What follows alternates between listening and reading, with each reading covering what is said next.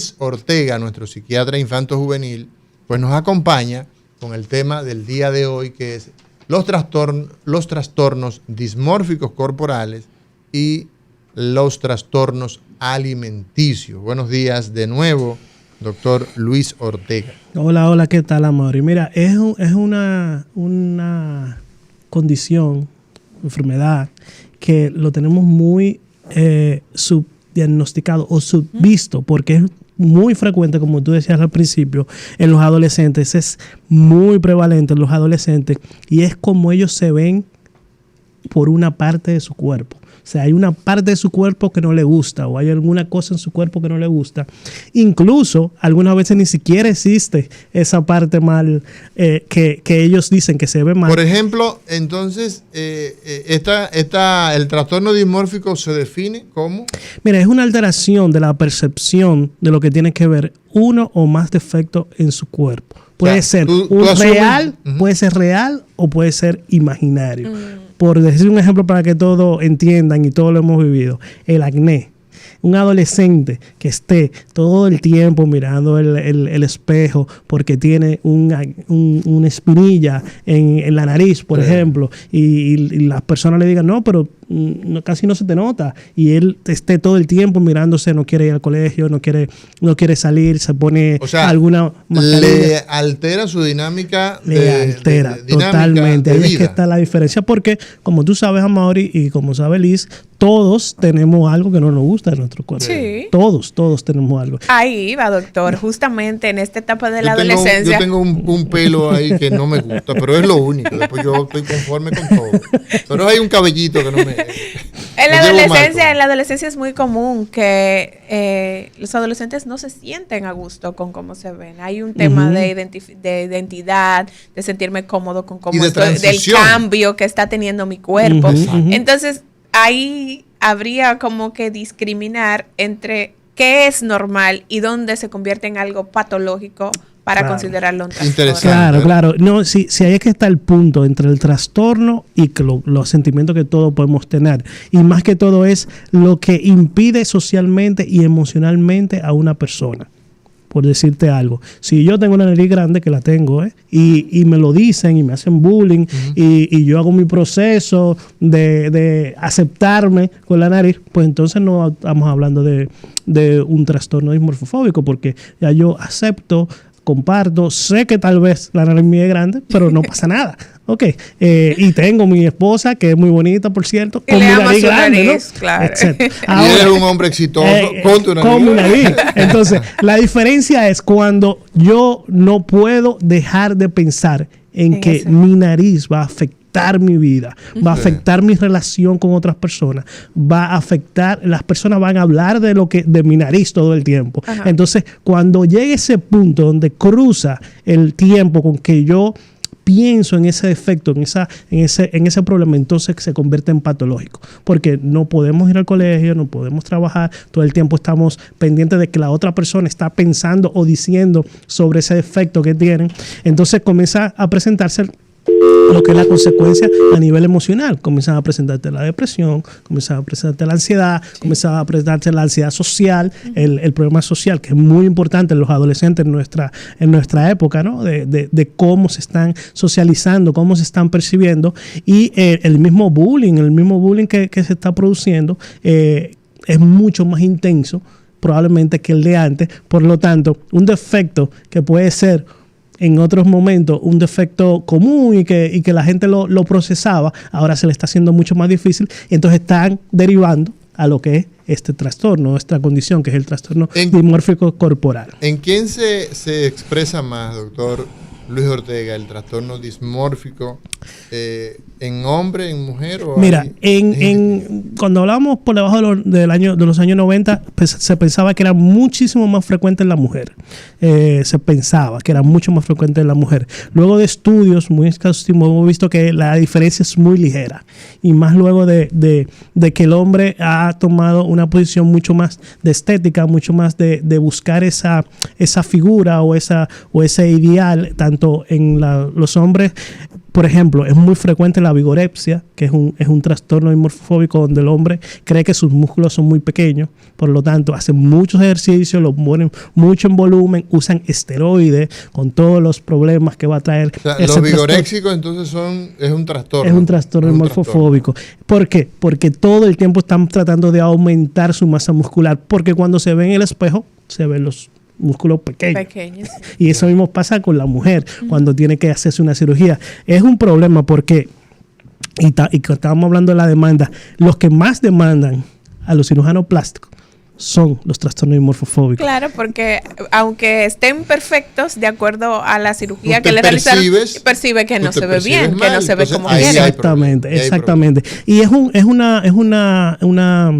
protocolo que deberían hacer todos los cirujanos plásticos, de hacer una evaluación y un descargo de esta patología cada vez que van a hacer una intervención, porque es muy frecuente, no solamente porque se ven mal, sino también para seguir financiando otra cirugía. Hay trastornos dimorfofóbicos que se operan, quedan sin dinero, y entonces saben que si demandan a esos que se operan, van a poder seguir operándose, porque ya es una cuestión de que esa misma operación, el proceso, ellos lo vuelven cotidiano, buscando esa perfección que nunca la van a conseguir, porque el problema no es afuera, el problema es en el cerebro.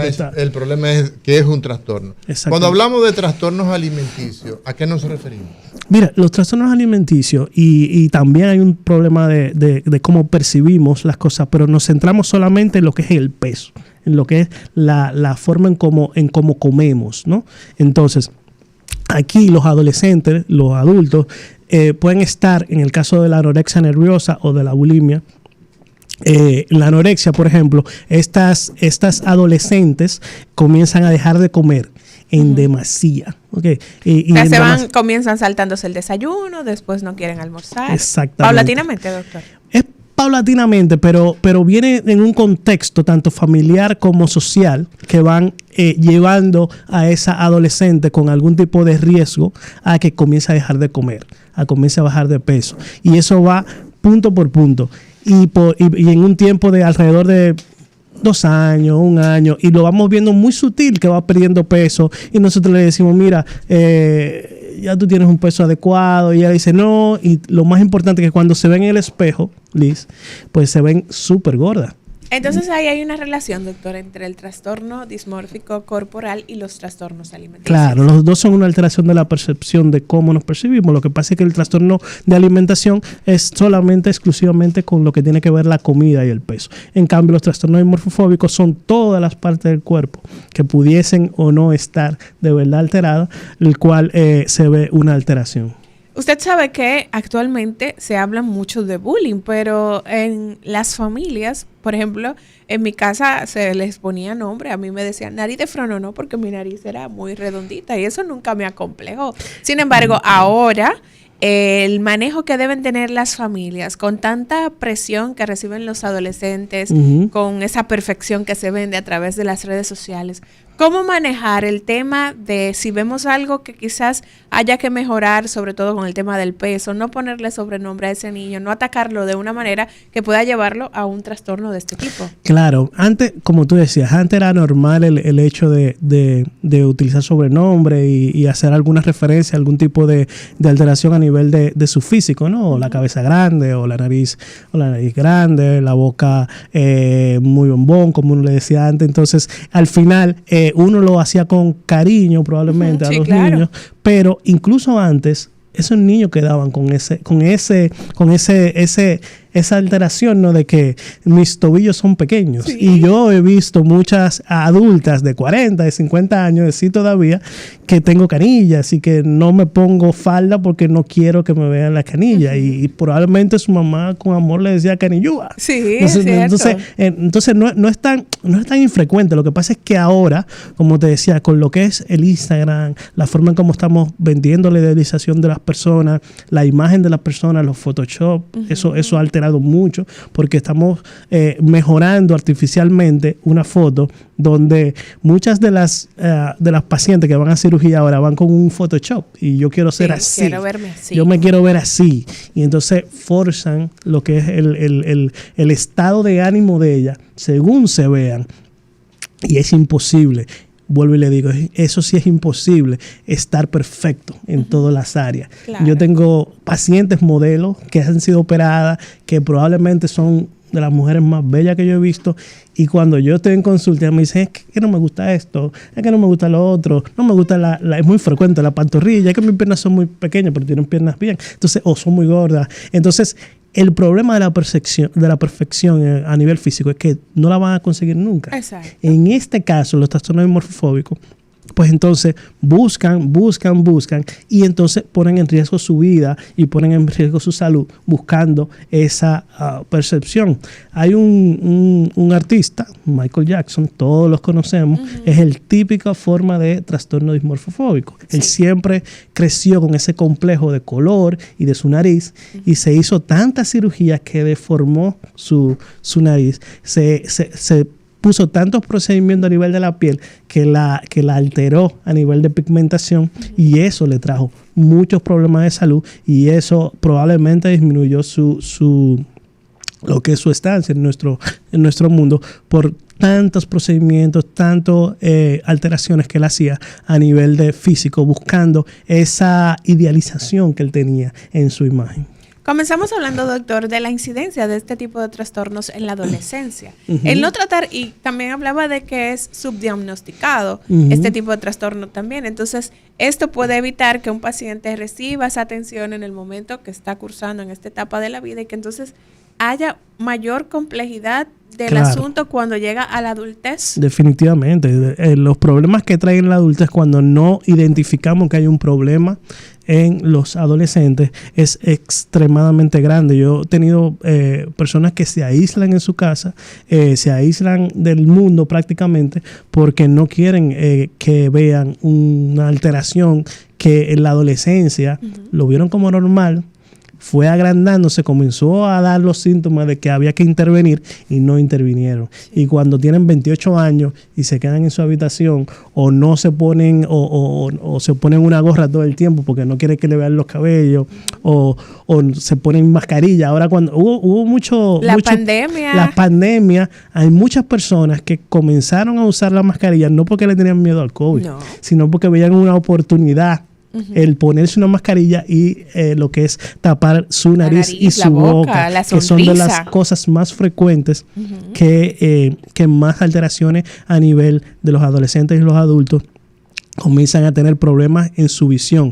Lo vieron como una oportunidad y luego esas personas que querían volver, que no querían volver al retorno, ahora cuando lo ven con la mascarilla también dicen, pero ¿por qué tú tienes mascarilla? Entonces tienen gripe ahora. Sí. Entonces es un problema porque probablemente esa persona pudo haber sido y quería ser una presentadora de televisión, pero a nivel psicológico no puede manejar el tener que otras personas vean el defecto que ella tiene. Entonces ha dejado de percibir dinero, ha dejado de percibir relaciones interpersonales, se siente mal y comienzan a derivar lo que son los trastornos mentales, depresión, ansiedad y Liz, la causa más frecuente de que se consuma el suicidio en una persona son los trastornos dimorfofóbicos. O sea, una persona que se suicide por un trastorno o intente suicidarse por un trastorno dimorfofóbico, la tasa llega hasta un 45% de las veces. O sea, literalmente es probablemente la causa más letal. Los trastornos de la alimentación y los trastornos dimorfofóbicos, cuando hay una patología así, que se suicida una persona es muy alto. Por lo tanto, tenemos que intervenir a tiempo. Es mejor llevar a su adolescente y llevar a su adolescente a psiquiatría, a psicología, a dermatología, a todo lo que tiene que ver la intervención temprana y evitar que se desarrolle un trastorno dismorfóbico, a esperar que ese adolescente se vuelva adulto, se vuelva un poco más mayor y comience a no poder manejar la situación e intente suicidarse, porque el suicidio es muy probable en este caso. Doctor, vamos a hacer una breve pausa, pero al regreso, pues me gustaría que pudiéramos plantear cómo establecer ese diagnóstico y para las familias que nos escuchan que puedan discriminar en cuáles son esas manifestaciones que deben prender las alarmas para ir en busca de una atención con los profesionales de la salud mental. No se mueva, volvemos en breve.